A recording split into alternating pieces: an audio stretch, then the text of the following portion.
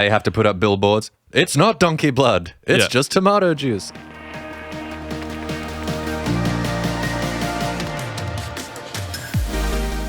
Well, welcome back to Open to Truth, a podcast all about exploring big ideas and discovering truth together. My name's Clint. Hey, I'm Tony. Welcome back. A bit of housekeeping before we get started. We're going to be doing a mailbag here in a couple weeks, so be sure to get your questions in. Last comments. chance. It's the last chance. Yep. You can send those to mailbag@opentotruth.com. And also, we write about ideas too, not just listening. You can read them directly to your inbox. It's free. Just join our mailing list. That would be probably, if you would like to find a way to support us, that's probably the best. That's probably the best way. Just join the ecosystem. As of now. Yep. Join the conversation. The other thing that I would find helpful and interesting, Clint and I are podcasters. We make a podcast. We listen to podcasts. But you probably listen to podcasts that we don't listen to. And maybe you come across like ideas or guests that you think we would have a good conversation with. If you have guest suggestions, by all means, send those in, because we have been surprised by who you can get on the show just by reaching out and asking. So if there's someone that you think, man, I'd love to see how Clint and Tony interact with this idea or this person, let us know. No, it's really good. All right. What are we talking about today? Today, I'd like to talk about freedom of speech. Okay. And I've just felt like this one has been burgeoning. I think about it fairly regularly. I feel like I see an attack on it by different sectors of the culture, I would say. I feel like freedom of speech and looking for an avenue where it can be exercised truly freely is part of what led to this podcast, at least for me. It's like, I've got a bunch of ideas swirling around in my head. There's a lot of people who don't want to hear about them or who I wouldn't want to talk to about them. But I'd like to have a place where I can speak freely about whether it's doubts, concerns in the theological realm. But even more broadly than that, I have found, and I think you found too, that dialogue is like one of the most helpful ways to get at truth. Without conversation, without dialogue and the ability to express ideas and bounce them off each other, we'd all be adrift in our own echo chambers. So, okay, good. That's a really good thought. But I think how do I want to put it? Even in my own thinking, I have to be careful to separate, just for the astute listener, there's like the legal topic of when are you or when are you not allowed to express yourself? And then there's freedom of speech as like a cultural value, that we would be the kind of country or people that would have a bit more poise or be open to hearing a range of views. And that's, to me, that's a little bit different from like the legal mandate. Maybe it influences what becomes legal by, people that make those laws, and judgments eventually rise up and make them and are a product of the culture in some way. But what you described there is like what propelled this podcast is more like maybe a more localized concern of freedom of speech, or maybe the speech that you would like to entertain would be unwise in some of the social circles you are a part of. And so you're creating a new social circle to where you can do it. And still all the while expressing that same freedom of speech granted to you by our country's First Amendment, let's say. So I would just want to like delineate between those two topics. And it can be easy to jump between them and falsely say that there's like a restriction on free speech when there's really not a legal one. There's more maybe of like a cultural one or a social one. That's right. Yeah, that's good to distinguish that. Which of those two do you want to dive in first? Well, might be guilty of jumping between them, but if we can note when we do that, I guess that would be helpful. The legal version, when I think of the freedom of speech, it's in the context of a discussion of liberty. And liberty, fundamentally to me, is the lack of coercion by a governing body. Okay. And so the freedom or the liberty of speech in that context is, to what extent will a governing body protect my speech from prosecution or otherwise?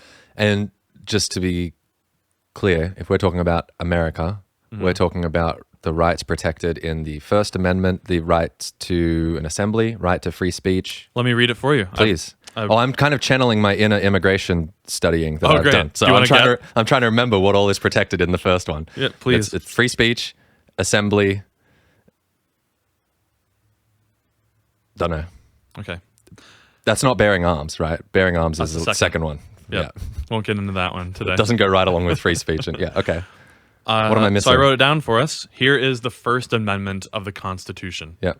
Congress shall make no law respecting an establishment of religion or prohibiting the free exercise thereof, or abridging the freedom of speech, or of the press, or the right of the people peaceably to assemble, and to petition the government for a redress of grievances. I forgot about press, freedom of the press. So we're only really, like, when we say, like, there's an attack on the First Amendment or something, that can mean a lot of different things. Yeah. I'm just interested in this. Congress shall make no law abridging the freedom of speech. Abridging meaning curtailing or limiting, I guess. So the question becomes, what all is included there in free speech? What exactly is protected there? We can ask, I mean, it's a huge topic. You could take multiple undergraduate, graduate courses on this amendment and the different legal cases involved. I don't know enough about all the legal cases. I don't want to get bogged down with that. I'd love to keep it more at a philosophical level, just kind of trying to suss out what we think would be a good posture to have about it. There's a whole debate about what even counts as speech. Yeah. I mean, that's not super obvious. I mean, the obvious one is like, what I'm doing now. I'm mouth saying noises. words. Things like pornography get brought up quite a bit in free speech debates. Art is a form of speech. Yeah. I also probably want to table some of those and just focus on verbal expression. Sure. So we've talked about this in a number of other podcasts, I think. Maybe it's back from season 0 that has been canceled by us for quality control. Cancel culture, yeah. But it's a discussion of just the nature of liberty and its value. So the quick spiel I give is you might want to know, like, is my liberty, my freedom of speech inherently good or instrumentally good? That is it good in and of itself, or is it purely good because it grants me access to something else? Leads to some good, yeah. So the argument I would give is, well, it's instrumentally valuable. And here's the thought experiment to help you come to that conclusion is, well, we can imagine a world, like, if something was inherently good, it wouldn't really make sense to ever want to limit it. If it really was a good thing, it's inherently good, just like happiness or blessedness or joy. Do you want to make a cutoff point for that? Yeah. Like, so it's reasonable to imagine, like, okay, a world with total liberty, meaning there is no coercion from a governing body. And that's our Walking Dead world. That's the Walking Dead world. Yeah. That's a world you do not want to live in, where all sorts of actions are allowed with impunity. Yeah. If that is, whoever happens to have enough power or stopping power at the time can curtail action, but not some agreed upon legislative or executive body to do that. So we don't want that. That makes me think absolute or total liberty is not good. But I also don't want zero liberty, which is like the totalitarian, authoritarian state where every moment of your life is scripted. We can think of the worst kind of imagery we get out of North Korea or something. You need to praise the dear leader every hour. Yeah, and work in a sweatshop and whatever else. Exactly. So to me, that screams, what we're talking about is something that's instrumentally valuable. We limit it and we try to get it the right amount to produce something else. What's that something else? Probably an intrinsic good, like well-being, happiness, blessedness, joy. And blessedness, dude. That's great. Yes. Yes. We should strive for blessedness. Yeah. And so I limit the liberty of everyone to still make what remains valuable enough to at least increase our odds of getting this other good. Do you vibe with that? I do vibe with it. Where I'm having trouble is, and maybe this is silly, but when I think carefully about, like, I'm with you that, like, total liberty, Walking Dead world, not great. When I think about speech, though, and just what that is, like mouth noise, I'm blowing air through my meat pipes, making mouth noises that have intent behind them. Like, I'm trying to convey mental states and points of view. It does. My intuition says there is something intrinsically good about being able to do whatever I want with my mouth noises. No, and just zero Consequence limits. Limits, yeah. See, because we're not saying there's no consequences, right? I wanted to maybe I I am want to kind of saying that when I say liberty. That's why I started with that definition of it's coercion by a governing body, and coercive means I'm placing some kind of threat or ill consequence on an action. So, like, I'm coerced into driving a certain way by the government, namely, don't go so fast in this area on pain of ticket, financial repercussion. Yeah.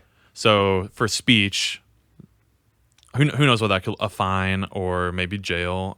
That's all illegal. I guess that's just where I'm hesitant is I could see how this goes wrong. Yes.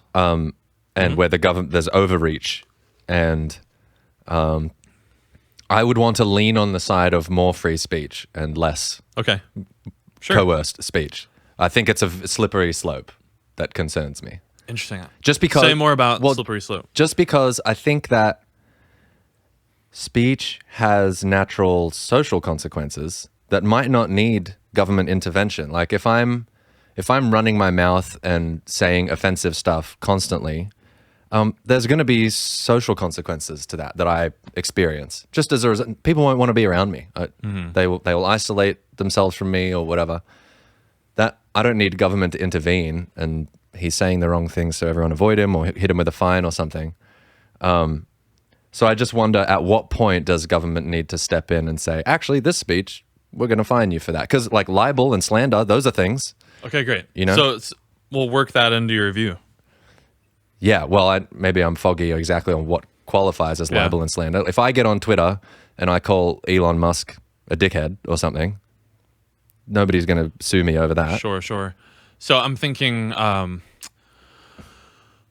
I want to be careful not to tiptoe too much in the legality just because it's out of my depth, but maybe putting up billboards all over town. Panera spikes their soup with donkey blood. Okay. And I'm rich enough to where I feel like doing that with my disposable income. And you can just get the message out and hurt their business. And perhaps I have a conflict of interest and I own the local bakery. It's clearly false. It's demonstrably false. And I reckon that is not protected speech. That meaning the government could coerce you into ceasing that through prosecution, either by the state or by the individual or the owners of Panera could sue you and not just have the case tossed out due to a protection of freedom of speech. Right. It would at least be examined. So to me, like, that eliminates total liberty of speech. So we have to curtail it somewhat. Now, what you're getting at, I totally get, and that's like the intellectual, like, there's some baseline worthiness of consideration that at that point everything is fair game. Yeah. But that's kind of what's in question, is what is that threshold? Yeah. Because that's also intellectual content. There's an idea. Panera spikes their I need to be careful of libel here as well. As far as we know, they don't spike their soup with donkey blood. I go there every day for coffee, so I support their business. I don't, however, get the soup. Can't speak to the donkey blood. Like, there's some intellectual content to that.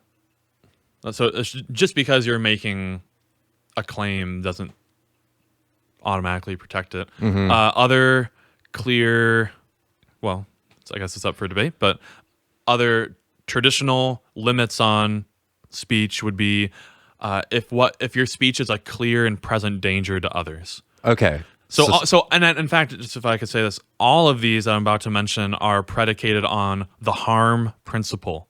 John Stuart Mill wrote this piece on liberty, and talking about how, basically all speech should be protected lest it cause harm to someone else. And that has produced a host of hand-wringing about what... Sorry, say that again. All speech should be protected lest it cause harm to somebody? Mm-hmm. By protected, you mean... invulnerable from prosecution and suing. Because suing would cause harm? So No. Maybe I got mixed up. That we should be allowed to say whatever without being sued or prosecuted. Again, now your social cost is all still fair game. That's going to happen, yeah. That's not having to do with liberty and how we've defined it. Yeah. We're just talking about government. Mm-hmm. You can say or do whatever unless it causes harm to someone else. Oh, unless it causes harm. And now there's been a huge literature devoted to understanding what harm is and the threshold of how much harm or... Well, yeah, because I guess the question that is in our culture today is like, does someone's being offended by what you say count as harm? Absolutely, man. Have you harmed That them? is the flashpoint. Yeah. Now, Joel Feinberg, if I'm getting that name right, I think it is, said he has a tripartite series that's really good on the nature of harm, and he describes it as a genuine setback of life interests. And so, Who was that? Joel Feinberg. Joel Feinberg. I think. Okay. I'm gonna be ashamed if that's wrong. That's but okay. I know that for sure it's Feinberg. I might have made up the first name. Okay. A genuine setback of life interests.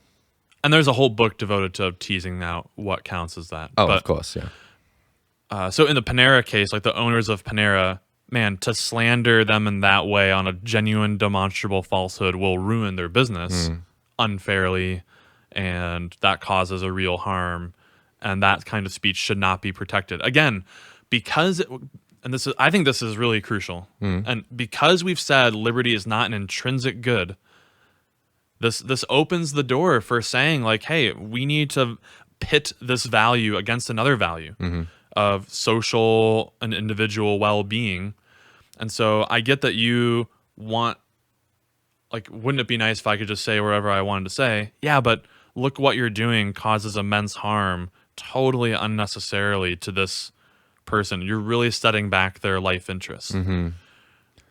I imagine it gets dicey. Just again in the Panera example, that's not so different than what's sometimes I see during like voting cycles where political ads are like slamming the other party, and maybe it's not as overtly false as donkey blood and soup. Yeah. Maybe it is truths that they're laying out, but that must be a fine line they have to walk when they're building those ads, right? That they don't get dinged for slander or libel. Well, so... Or no, am I completely wrong? I don't know, man. It's interesting. Again, this is now, I feel like it's a bit of a legal question, which again, out of my depth. We're not lawyers. You don't think that's a similar... Here's the comeback for John Stuart Mill, and probably my own as well, would be the best way to fight bad speech is with good speech. That's the best way to undermine a bad idea. I do fundamentally agree with that. So, like, I could see someone arguing, like, hey, Panera, fight this idea. But then the thing is, like, what sucks is that that's imposed, like, this weird artificial cost on them. Now they have to put up billboards. It's not donkey blood. It's just tomato juice. Right. Totally. Yeah. And so that's why we have libel or slander. The clear and present danger example, back to, like, the list of what are some typical limitations, would be, like, the inciting of a riot. Which came up in January, right? So, right. Isn't that what they were accusing Trump of? It was like weren't they trying to get him for his speech was going to move this crowd to violence or something? And that was like the big debate. That was an accusation, but it was quickly thrown I don't think out. It went through. Yeah. Right. But I remember it being talked about. And this has to do, as far as I'm aware, like the legality of it, very much proximity matters. The current atmosphere of it. So, for instance, if you wrote on your Facebook wall, I think this is true, let's all go at 10 a.m. tomorrow and break the windows of Panera. Sorry, Panera. Let's change it up. Break the windows of Hobby Lobby Yeah. because there's a sex trafficking ring in the back room. That's different from there's 100 people in the parking lot of Hobby Lobby. And I have a megaphone. I'm like, yeah, smash and the people windows. have rocks in their hands. Yeah. And then you shout that and it happens. Yeah. That's all. That's different. So I think the former would be protected. You just blasting out Some onto dude- social media. I mean, dude, people have to be blasting off on social media 24/7. Versus that proximal, very realistic, clear and present danger. I wonder then, my head goes back to last summer and the various riots we saw and the calls for action over Twitter, whether anybody got done for inciting violence on Twitter last summer. I didn't hear about it happening. I would reckon not. Yeah. I don't think it would Wouldn't count. qualify. Wouldn't count. The guy on the street, Different story. yes. That's interesting. This is related, but like a credible threat. So imagine you are at the gas station and someone comes up to you and says, "Hey, mate, before you get in your car, I'm going to walk over to mine, grab my gun, and blow your brains out." Now, that is like, that's him making meat noises with his mouth. He did call me mate. Yeah. That's nice. But he did. Maybe he said, "Oi." Oi, mate. Yeah, that Just to let you changes. know, I'm about to kill you. And in that moment, you don't have any reason to think he's joking around. Like, that's pretty weird to do. Yeah, that's weird. And so imagine there was a cop nearby and you go like, "Hey, he just said He this just to me." threatened to kill me. The First Amendment, mate. You're allowed to say He can whatever say you want. whatever he wants. He'll face social consequences. I don't think we want that. Yeah. I want to be able to not have that speech be protected. You can't do that. Yeah. That's a genuine step back of my life interest of going about my day without life and limb being in serious threat. Without worrying about my Without survival. warrant. Yeah. So, but beyond that, man, like that a lot. Even if we place those limits on liberty, and I think those are justified, that allows quite a bit of content to be said. Oh, yeah. I mean, still that a lot is- that's protected. That is not that stringent. No. Those are things that are causing like really severe harm to folks. It's the interpretation of genuine life setback that, although who was that? The Joel Feinberg. That's just how he's defining it in a book he wrote, you said? That's Yeah. not legal. I want to know how it's defined legally. Well, that's the thing. These are Or it's up for interpretation. it is weird how law works. As far as I'm aware, it's this would be a case law situation. So you would look for precedent and how it's been landmark cases have handled it. So, for instance, if I'm recalling, I'm not going to get any of the details. I'm not even going to attempt to say them, but just kind of tell the story. Yeah. I think in the UK, a street preacher it might have been the 90s, had some folks with signs up that said like "Stop the homosexuals" and stuff, and he was fined like $3,000, something like that. For causing harm? Under the harm principle, harm and this principle. like this little legal mandate that was put forward. Boy, you would think Westboro Baptist Church would be up to their necks in litigation. Yeah, and I'm not sure about all the surrounding details of the thing I just mentioned, but yeah, I'm pretty sure Westboro has not been slammed on this, given what was the phrase? It's surprising, given how offensive some of their banners are. I think the court proceeding, it was recent, it was in the past 10 years, said something like the members of the family, you're referring to, sorry for the listeners, you're referring to when they protested the funeral of a soldier who had died in Iraq, and I think Iraq, forgive me if I'm wrong, maybe Afghanistan. Yeah, I don't know. But it's kind of a windabout way of getting there. They think that Westboro thinks God is judging America for homosexuality by getting them into wars and killing soldiers. That's God's judgment. Yeah. And so they had signs like "God loves dead soldiers." Yeah, that's right. And like wild stuff. Jeez, yeah, that's right. But apparently it was all like outside the walled bounds of this grave site, and it was out on the street. Oh, and they're not like it would not be interfering with the. It's not interfering with the service. Apparently, the noise of it was not enough to penetrate, and so they weren't. It was protected. Yeah. And Interesting. these crazy people can just be out on the street doing their thing. Which, fair enough. I mean, back to what I was saying earlier about slippery slope. I guess I would want to be careful about what kinds of protests like that do get shut down just because I don't like what's on their signs, you know, even though I do think that's incredibly cold and offensive. The slippery slope thing, I mean, sometimes like in little like logic textbooks, it's cited as a fallacy of reasoning, a slippery slope argument. And the reason for that is there's no like obvious sense, at least in this case, that you're ever not on the slope. It's like you can't be, our sled can't be up here in neutral. We're somewhere on the hill. Yeah.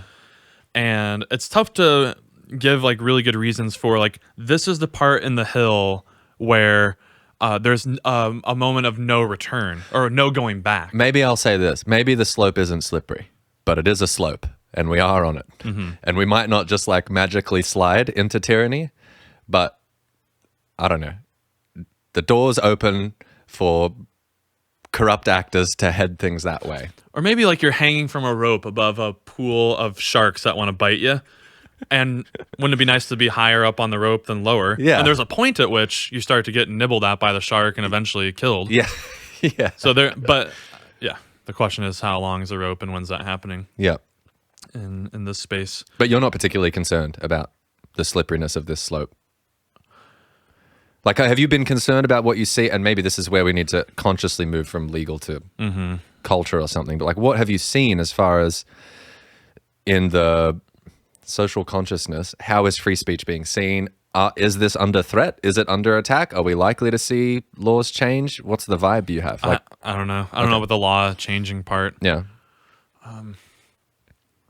I've found the Constitution relatively resilient on this mark, and I see free speech legally defended quite a bit. It's really this cultural area that is a little bit more disturbing. I'm not totally sure what the fallout will ultimately be. Well, and is it wrong to think about culture preceding laws? I mean, if we live in a democracy and it is the people who ultimately elect the government, and if the government does represent the interests of the people and the people are expressing interest in shutting down more free speech. Yeah. What's particularly troubling about this more than any of the other intellectual facets of the culture wars or the war of ideas is that this one is actually, if a particular side wins, it forever kind of wins the war of ideas in a way. This is like the meta war, right? Yeah. Like, yeah. Because for any ideas to be discussed freely, this idea of free speech needs to be protected. So here's an example, man. Like you brought up earlier, hate speech. Does that fall under protected speech? We can wonder about what exactly that means, but let's just say that it is, discrimination on the basis of race, sex, orientation, what have you, in a hateful, derogatory, demeaning, humiliating way. And the question is, should that be protected? That is, again, I just want to be super clear. So I worry that conservatives would immediately point out, like, look, liberal students are protesting a Ben Shapiro talk, and look, our free speech laws are jacked up, like Ben should be allowed to have his conference or whatever. But like, I want people to be able to protest and have that take place. It's just the question of like what ends up counting as hate speech. So for someone to say, I think there are only two genders. Now, that might be offensive to someone who doesn't think that. Yeah. Like as a trans person or a trans ally. Well, actually, maybe that's not totally right. It would be like a non-binary person. Because a transgender person might still think there are only two genders. Right. They just happen to be the other one. Or are the other one. That's right. So saying there are only two genders might be offensive to non-binary people, and they don't agree with, and they don't like the content. To me, that does not, and it makes them feel bad to hear that other people disagree with them. That all seems true to me. Yeah. The question is, should we then disallow someone in our society from saying it. I mean, And I don't. almost obviously not, right? Just by the fact that, like, I read things online that I disagree with and can feel offended by. Like, everyone does. That's true of everybody, no matter what the topic. When you're confronted with an opinion that's different than yours, that's presented strongly or outlines yours to be wrong, there is a little bit of a pang of emotional pain there that we all experience, you know? But it would be strange to demand that those contrary opinions be shut down or not broadcast because of how they make me feel when I receive them. That, because, well, but just I think about any time I've probably said this on the podcast before, but any time I've learned, it's a little bit painful. Yeah. Because you're discovering that you're wrong about something. You're being presented with an idea that's new to you or that's different than what you previously thought. It's at odds with how you view yourself and the world. And maybe it is offensive at first. Like we were even saying a few episodes ago, when we were beginning some of our deconstruction journey, you would bring ideas to me that I disagreed with and found, I would have said offensive at the time. But I'm glad you brought them to me, and I'm glad that we could still talk it through, and there wasn't anything to shut down your speech there. So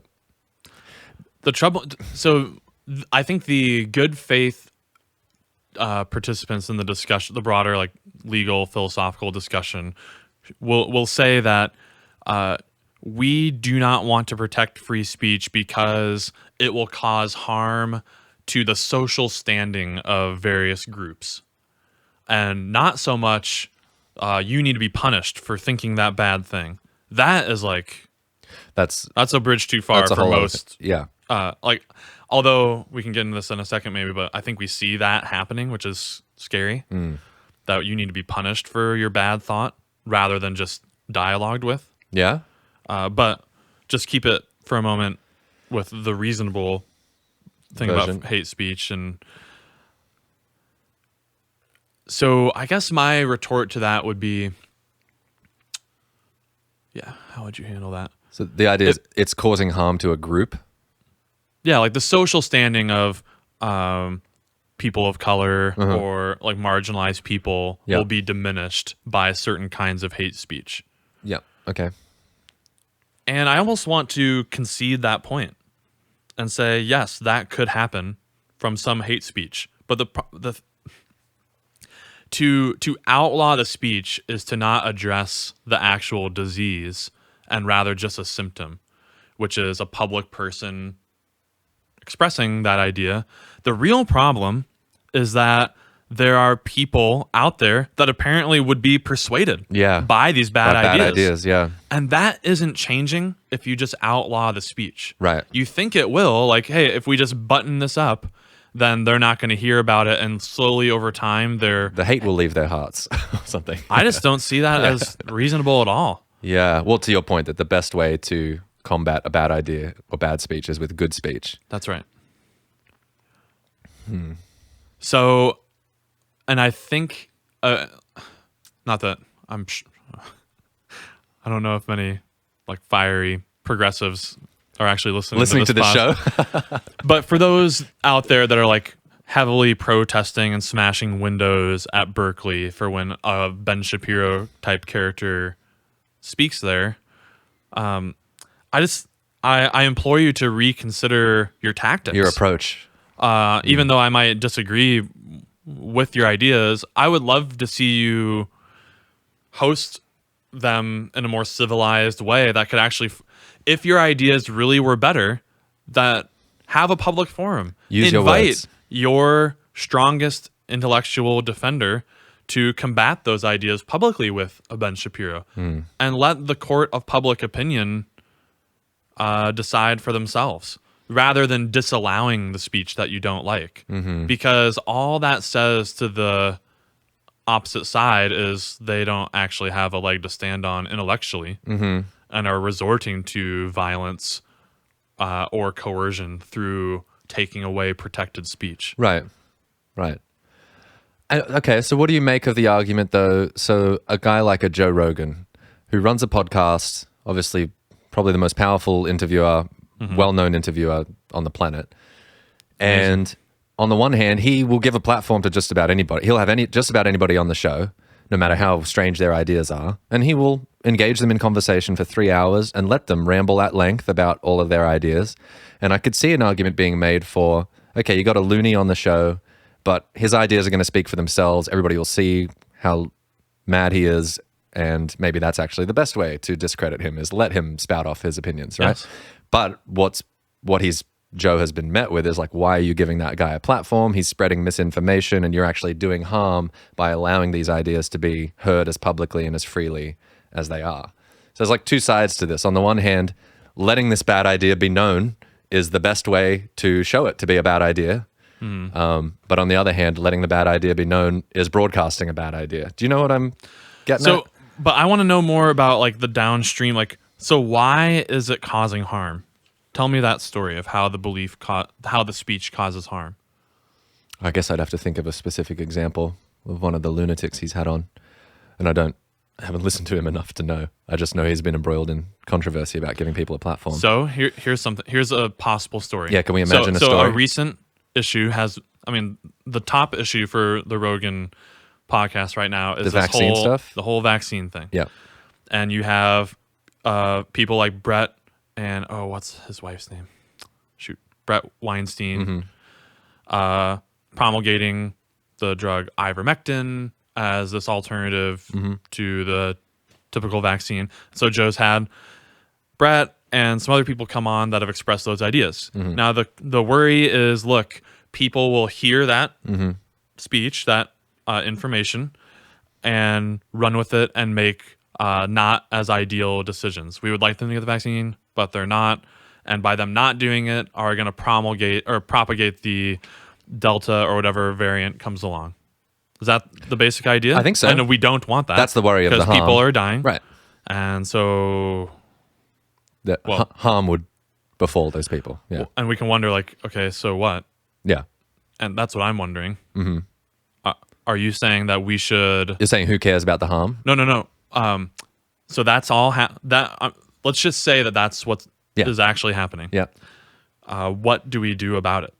So the free speech proponent would say, oh, yeah, absolutely, man. Like, that kind of thing is going to happen all the time when human beings are talking and sharing intellectual ideas. What you need to do is there are plenty of other platforms where you can have experts come on, and that it's not like Joe has a monopoly on content distribution. Right. In fact, I would wager that, like, in my own social circle, I don't know if hardly anyone at our workplace, like the people that attend, know or listen to Joe Rogan. Right, yeah. And yet might be the kind of folks that would be interested in that content. Yeah. So clearly they're getting information from other sources. Like Joe has a monopoly. That there's already laws about antitrust, and that might cover that concern about Joe being too powerful. Sorry, what do you mean by antitrust? Just that he would have we need to break up monopolies. Oh. Like if really everyone was getting their news from all and only Joe Rogan, then that would be a different story. Yeah, right? Yeah. So I would suggest, hey, if you think the opposite, then have people on that think differently and combat those ideas. Now, so why isn't that working or good enough? Well, the free speech proponent might say, look, you guys have really done yourselves a disservice. Let's say the CNNs, the MSNBCs of the world. You've lost your credibility in the past by you have mishandled your freedom of speech privileges or your freedom of the press. And actually, you've been much more of a curator than you should have been. You've caused distrust, and people trust Joe for whatever reason. And so they're going to him for information. Like, you have brought this upon yourself through your poor usage of speech. I might argue. So So as someone, I'm assuming that story is right. That the misinformation about ivermectin is leading to harm. On their own view, I would almost argue like you guys are responsible for that. You have driven away audience away from the press to alternative media who are now being led down this rabbit hole. So do better. Fight that bad speech with good speech. It's going to take a long time to regain your trust. Yeah. But as people start to sniff out that you aren't ideologically driven on other topics, let's say, Then maybe they will trust. that would be, I think that's the free speech answer to that. And so the free speech proponent can actually say, it very well may be causing harm. But not... But that's not necessarily a reason to just cancel. yeah. Yeah. What, would there ever be a valid reason to cancel? Cancel who and what? Yeah. Okay. I guess a podcast, a YouTube channel. I'm just thinking because there's a situation where you can say, yeah, it's leading to harm, but we shouldn't cancel. Shouldn't shut it down. Should just combat with free speech. So is there are cases like, so for instance, like YouTube, and in fact, any kind of content distributor is disbarred from allowing child pornography. Oh, sure.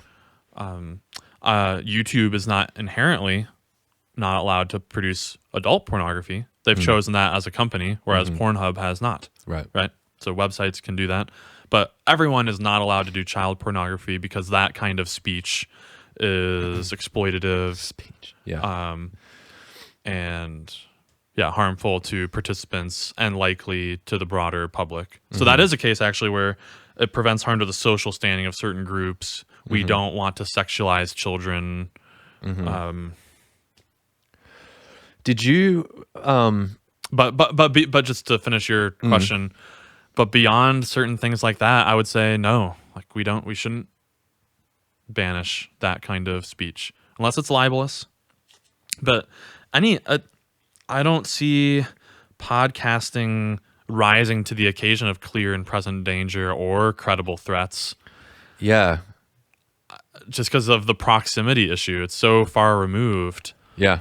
Yeah, you're right. There's not a whole crowd of people. I mean, interestingly, man, maybe some of this stuff about, I'm super interested in how like shorting of different cryptocurrencies and Discord and all of that might play into it. Oh, and, sure. And people putting in chats. Yeah.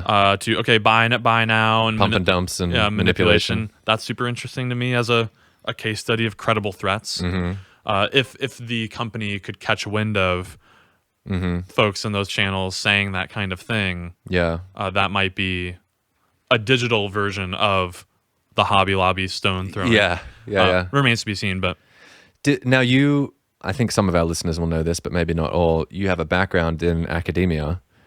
What was your experience with free speech in the academic realm? Did you find that you were having to censor yourself, or was there ever compelled speech? So what's your take in that this is where we arena? shift away from like the legality. At no point did I feel like my First Amendment right was violated or threatened. Again, because of the coercion of the government. Like I'm not going to go to jail or get a ticket for something I say. But I was finding that my social standing within the university or even my job was at stake. Didn't you get accused of promoting rape culture or something? No. Wasn't there? I don't think so. Well, we can cut this out of the podcast if that's going to really hurt your reputation. But wasn't there one of your students who didn't like one of the questions in the exam or something about a boyfriend and said that it promotes rape culture and went above your head to complain to somebody? Did I just dream that? Oh. It was absurd. I remember you telling me it had nothing to do with rape culture. Oh, you're right. It was dude. like some philosophical example you give where they're trying to identify modus ponens or whatever. Yeah, interesting. And it had to do with a boyfriend. I kind of forgot about that. Yeah. No, I mean, we can leave this in. So Okay. it was on a logic test. It was in the first couple weeks on informal logic. I was using the logic text by Hurley at the time. Okay. I want to say the 2009 version has some stones on the front. Okay. He knows the one. Yeah. And there's an example in there. Man, I'm forgetting the actual informal fallacy. Oh, man. Anyway, the example involved like a male and female professor were having like sexual rendezvous in one of the parts of the department Okay. or something. I'd have to look up what case, like what example was being used in, but that was a formal complaint was filed to Yeah. the graduate school that I propagated rape culture by the use of this example. That's That's like, fascinating. oh my gosh, dude, this is in, like one of the main logic textbooks. Yeah. That's fascinating. So again, like I think that's clearly not a case where my First Amendment right to freedom of speech, and in this case as a instructor, was threatened. Like I wasn't going to go to jail for such a thing. Yeah. But I suppose that like I did not end up being found guilty of that. That case was tossed out. Yeah. And yeah, I mean, if it had gone the other way, I might have had my job threatened, or maybe I'd be put on probation or like disbarred from using that text. And so my speech as an instructor would be curtailed. Limited. Yeah. There were a few instances of like we would have these diversity training things. It was starting to become a little bit more apparent to like ask students their preferred pronouns. At one point, I was told by a person in a seminar, before you interact with a student, ask them their preferred pronouns. That's the first thing you ask anybody. Yeah. So that felt like it was tiptoeing toward compelled speech. It wasn't like say this exact thing, but like, hey, engage in this practice. And I'm like, that feels really clunky and unnatural. And I think there's other ways to navigate that social dynamic. Self-selection, like self-identification. Right. Or I can just not use pronouns at all and just use names, right. which I'm prone to do anyway. Right. Like, hello, Tony. Yeah. Okay. Yeah, but in any case, there's been a feeling like that across campuses in the U.S. that certain speech should not be allowed on the basis of its content, rather than battled by good speech. Yeah. Yeah. And that's lamentable. I have this quote from 1957. There was this I think it was a speaker at a university, like a guest speaker, refused to answer a question regarding whether he was propagating leftist ideas. He said, "I do not want to answer that." I think that's what this was. Oh. And a case was brought, and eventually, I guess it got to the Supreme Court. So Chief Justice Earl Warren, in his summary statement, said this: "The essentiality of freedom in the community of American universities is almost self-evident. Scholarship cannot flourish in an atmosphere of suspicion and distrust. Teachers and students must always remain free to inquire, to study, and to evaluate, to gain new maturity and understanding. Otherwise, civilization will stagnate and die." So that professor was not required to. His speech was protected. I do not have to comply with your demand to speak in a certain way. But I like that statement. That I agree. I agree with that. Earl Warren. Yeah. That should be the spirit of the university, and that's what university should be for. Maybe more so than any other area of society. Yeah, man. This is the place where explicitly it should not be a safe place intellectually. No, it should be the place where ideas are exchanged and explored. Even ones that you find deeply offensive. Yeah. And then your job as just an individual is to sort that out in your own mind and assess the arguments on their merits. And then publicly, if you wish to form a coalition to fight that idea more broadly, then by all means. There are this is the ethos of the university. Like the college Republicans get together and they have their little guy come in and say his thing, and it's open to the whole university. And you can protest outside that you don't like the ideas. Okay, that's all fair game. Yeah. But when you say, oh, that person shouldn't be allowed to speak at the campus or get disinvited, that's Different an issue. story. I forget which university, but like the radio host Dennis Prager and comedian Adam Carolla were slated to give a lecture at a local California university, were disinvited by the administration They appealed, citing free speech laws, and then were re-invited back. Really? Kind of interesting. But that's kind of creepy to see administrations get involved. Mm-hmm. Yeah, again, it's strange because now the legal, I don't know about the legal stuff with all of that, but there's something there with the difference between a private and public university. Yep.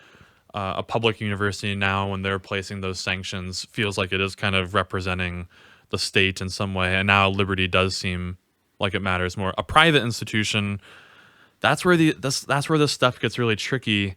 Maybe we can kind of wrap up here with this final little topic on the state of just tech and these platforms, social media platforms, and what's allowed there. Because at one level, those are privately owned. I mean, now they're publicly traded, but it's not like a state-sponsored. Right. They're businesses. They're businesses. But they are similar to a town square or a public space for communication. Something like the Twitterverse is essentially a big open space where everyone can shout and you can choose who you want to listen to. Right. But that whole space is privately owned by a business. So what kind of rights are protected on a platform like Twitter or Facebook? And there now, and I can't even get into the legality of it really, but just to say a few words would be, there's been some talk about common carriage laws of the sorts that protect speech or users of like the phone companies, internet companies, that like Armstrong Internet, our local internet, cannot, by a dint of what you happen to do with their internet, disbar you from using their services. Oh, right. I think that's the case, unless it violates these other deals having to do with like child pornography or something. Yeah, I don't know what the limits are there. Telephone, like it's a utility. Yeah. Like I'm allowed, by virtue of living here, I can get gas and electric and telephone. So is that the case with social media companies at this point? Are they akin Utilities. to those kind of things that have this common carriage? I mean, anyone, I think most of the things, Facebook used to be you had to have a college.edu email address to sign up, but not anymore. I didn't know that was the case. Yeah. So now anyone with an email address, Yeah. maybe even less than that, can sign up. Maybe just a username. I'm not sure I don't know. what the login stuff is for that now. And so should your speech on there be restricted? Yes, by the same way as it normally is. Yeah. But now it seems like we're seeing more like, okay, certain posts are being flagged, like, hey, check this resource. Misinformation and that sort of thing. And is that Facebook's prerogative? And what does that mean for the nature of its business? Is it a platform where genuinely anyone can come on, or is it more of a publisher? And that's where the big debate is, because it is not the case, or rather, would these companies be held liable for things that are said on their platform? And right now, they are not. They are not. There's a thing called Section 230 that these companies appeal to, and newspapers and other outlets are not covered by Section 230. So they are publishers and are responsible for what appears in their paper. It's kind of interesting. That's interesting then, that given that it's protected, they would still do things like ban Trump from Twitter then. If they're protected legally. I mean, I get that there's a lot of social pressure to... By weird, do you mean, what do you mean by that? Like unsettling? Because the inference would be, oh yeah, because they have they're ideologically driven and don't want that voice heard, and that has raised eyebrows. Like, oh wait, are you really a platform? Careful, if you keep doing this kind of thing, we're gonna make you into a publisher, right? Because you're curating content, right? If you're saying you're not curating content, then don't curate content. Yeah, yeah, yeah. So that's where the current debate is. I don't know how it's all going to shake out, obviously, but interesting. What do you think is the rubber meets the road application for the everyday person based on this conversation? How then should we live in light of these thoughts about free speech? My principle is fight bad speech with good speech. Get into Facebook arguments.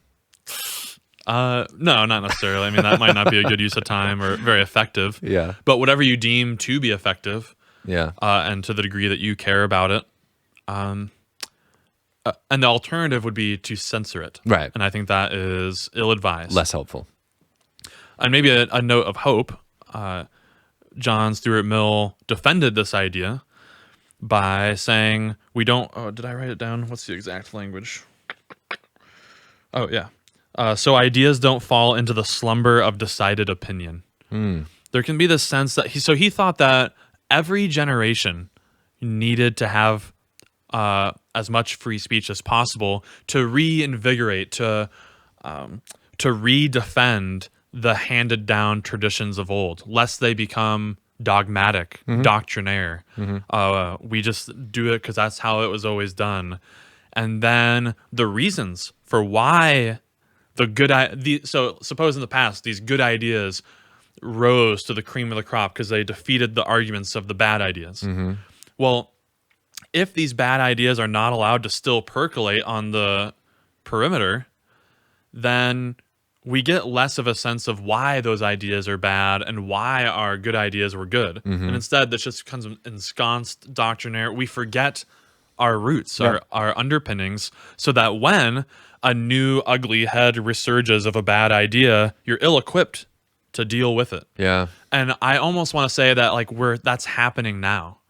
We've forgotten the reasons for why free speech is important. And so we see, in my opinion, the bad idea of censorship coming up, and we feel just kind of like uncomfortable by it, unsettled, but I don't really know like how to attack it. Like what's the basis for why we don't allow a certain speech?